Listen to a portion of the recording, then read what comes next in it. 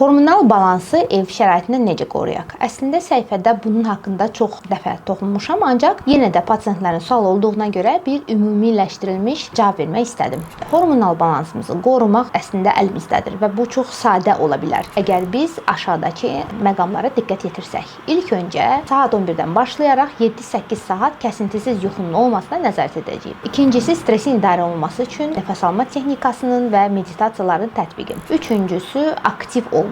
Yəni nə qədər biz çox fiziki aktiv olarıqsa, bir azca idman etmək orqanizmin və hormonlarımızın sevinməsinə səbəb olacaqdır. Sonra günəş işığı, günəşdən zamanında yararlanmağı və olduğu müddətcə may ayından oktyabr aylarına qədər aktiv hər gün günəş vannaları qəbul üçün 40 dəqiqədə havada olmanıza diqqət yetirəcəksiniz və sonuncusu rafinə olunmuş qidalardan, paketlənmiş qidalardan uzaq durub daha təbii və daha natural qidalanacaqsınız. Sonda bu videonun faydalı olması üçün daha çox insandan paylaşmağı və bölüşməyi unutmayın. Suallarınızı isə şərhlərdə yazın. Sağ olun.